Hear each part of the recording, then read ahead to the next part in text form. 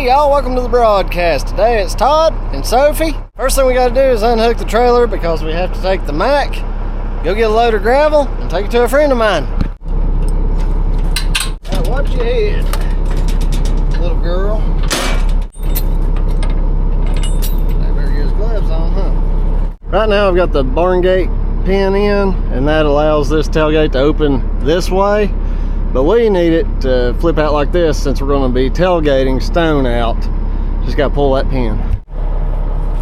Hopefully this thing comes out pretty easy. Uh-oh.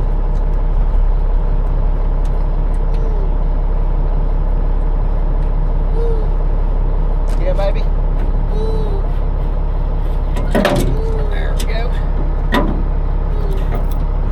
I need to grease that thing. Come on, baby, it's trash day. Yeah, I'll carry the trash and you can just joyride. How about that?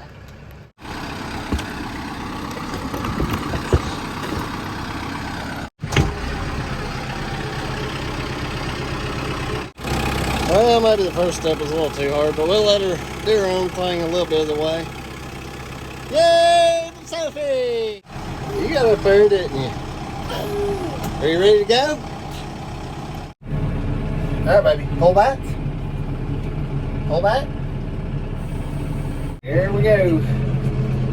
Operator in training. Let's go a little this way.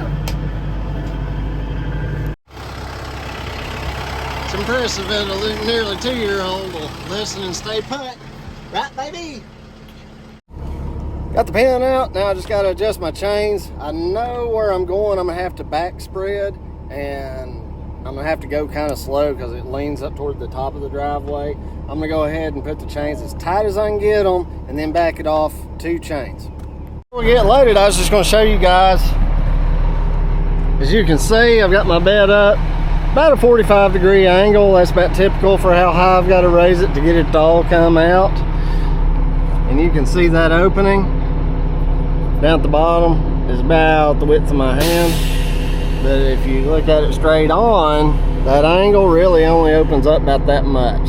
So for 3/4 size stone, you double that width, you're good to go. I had to run back in the house, powder my begonias. It's only about 70 degrees this morning, but man, that humidity is high. Woo! It looked like somebody set a fire extinguisher off in that bathroom.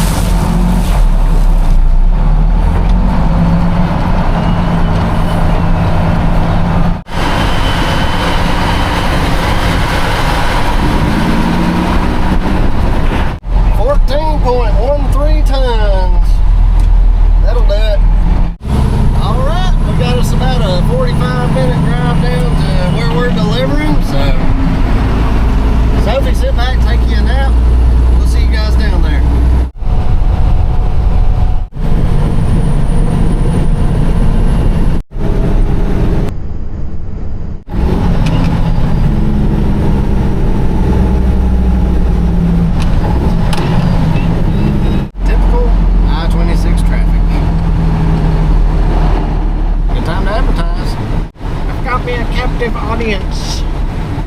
It's easy to go 2 ways, negative or positive.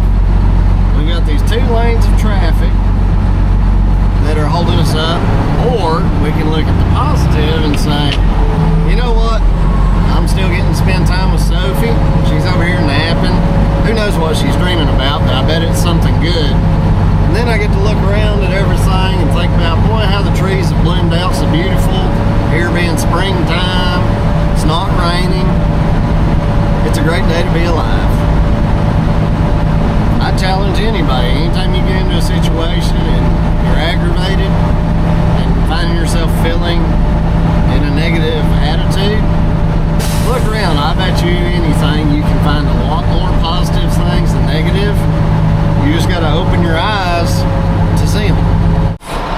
got to gravel that right there. Hopefully, when we pull across that, we don't tear it up.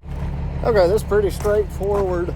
This road up here is on a slope, and I don't have a lot of room to be able to turn. So what I've had to do is pull the truck down here. I'm gonna have to pull through that gate and back spread going this way. My only concern here is this board that's running under this gate. I'm just gonna have to ease across it. Of course, it's pretty flush. I'll just hug this side to start with. All right, so we're not gonna spread through the gate, but I'm gonna start right at it. That board I was concerned about, I've put my third axle down. And I'm gonna turn the air pressure to it up. And that'll lift a little bit more pressure off of all axles, mostly the rears.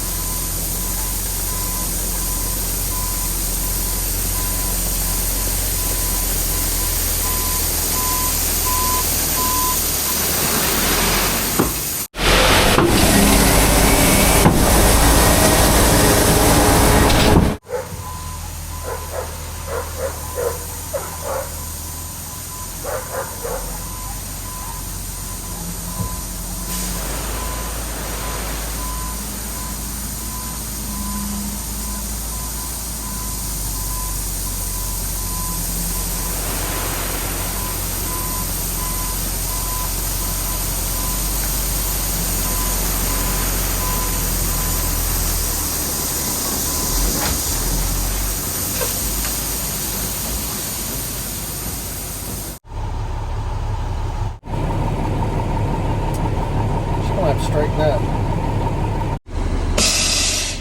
All right, we're back over here at the neighbor's bush hogging project. I just wanted to show you guys how I run these blades to help conserve their lifespan. Right now, these blades are spinning that way, counterclockwise.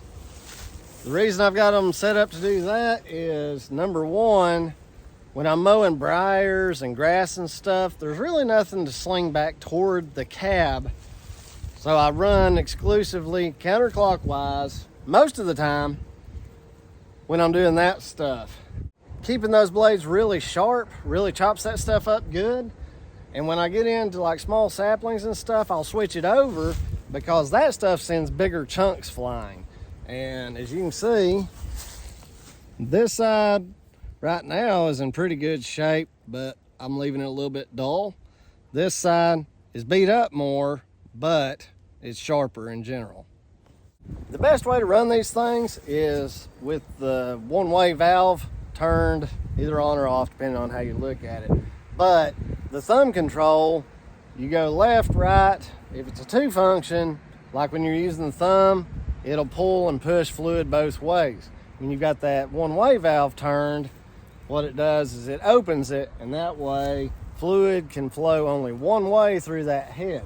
These motors on like this type of an attachment, you can spin fluid both ways, but when you let off that thumb control, it puts a lot of pressure on the system if you've got it set to the two-way valve.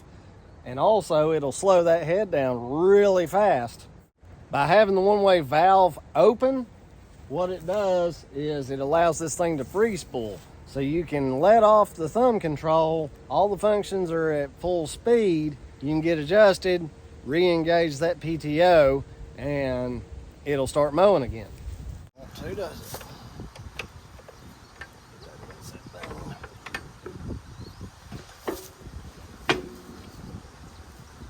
Somebody put that on too tight. I'm sure I wasn't the last one to do that.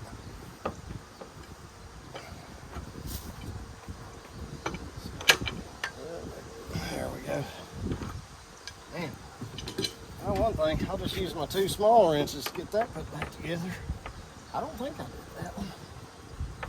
All right, now you can't take this off with a quick connect on, because what it'll do is it'll start pulling fluid and it could just keep siphoning your tank empty. So I just broke it loose to make it easy. Now, just pop him loose, pull this one off, pull the other one off, swap them. I've got them down now to where I can just turn these off by hand. It really doesn't take a whole lot to hold that just unpressurized fluid in. It's more of like a suction right now. And what I'll do, pull these back to where they're both pointing kindly uphill, just like that. And I'll pull one off. You'll have a little bit of seepage, but not nearly as bad as if you turned it down. And this is just kind of a good way to help the environment. Now these are JIC fittings. I don't know what your guys have on yours, but you don't have to use thread tape on those.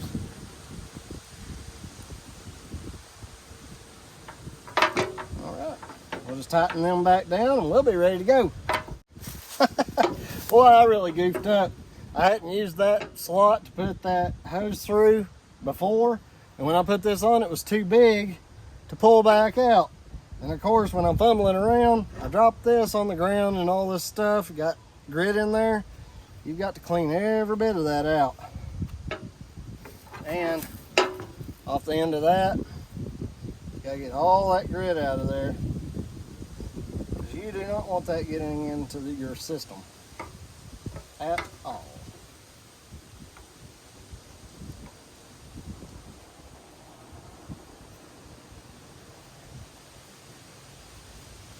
That's all I got to say about that.